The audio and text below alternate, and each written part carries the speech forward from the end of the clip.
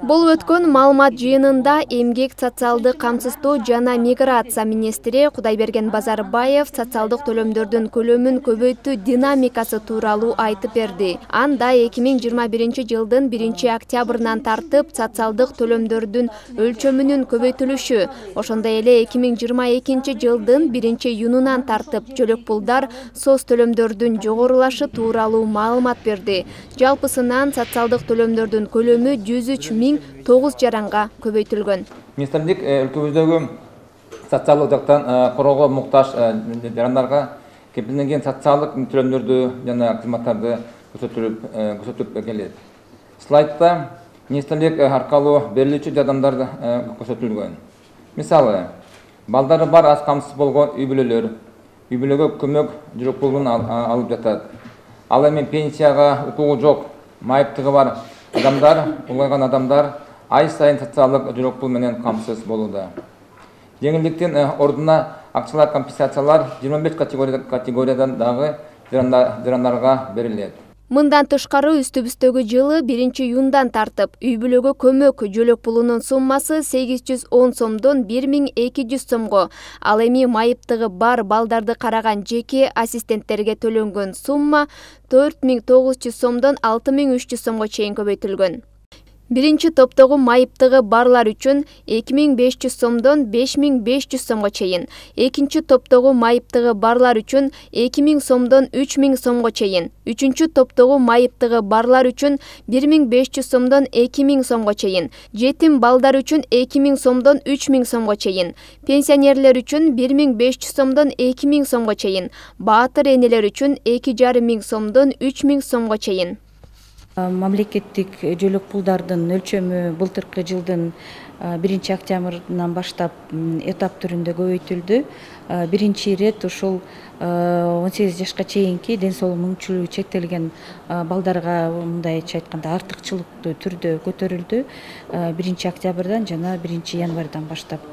Эгерде мисалы үчүн ушул 1-октябрга чейин ден соолугу мүмкүнчүлүгү чектелген балдар 4000 сомдон алып келсе, ал эми азыркы учурда 8000 сомдон алышат. Министрдин берген маалыматы боюнча 2024 жылга чейин 2 жыл аралыгында Кичи жана Улуу Памирдин аймагынан 1,5 этникалык кыргыздарды 400 үй бүлө Афганистандан алып келүү пландалууда. Анын айтымында бул багыттагы иштерге 244 миллион 530 миң сом сарптоо пландалууда. Ал белгилегендей, Кыргызстандын президенти Садыр Жапаров этникалык кыргыздардын абалын жакшыртуу маселесине өзгөчө көңүл бурат. 2022 жылы этникалык кыргыздар үчүн үй курууга 77 миллион 220 миң сом бөлүнөт. Бул каражатка Ош облусунун Кашкасуу айылында 30 турак жай курулат, деди министр.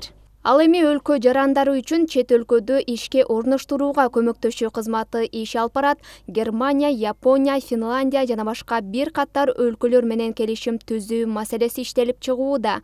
Буга чейин 3000 адамдын чет өлкөдө жумушка орноштурууга шарттар түзүлгөн. Үстүбүздөгү жылдын 6 айында Түштүк Корея жана Улуу Британия сыяктуу өлкөлөрдө 3000 жакын жаранга социалдык кепилдиктер менен иштөөгө жардам көрсөттүк. 2020-21 жылдары Кореяга 750 жумуш орун болсо, быйыл эле жарым жылдын ичинде биз аны 1800-кө чейин көбөйттүк.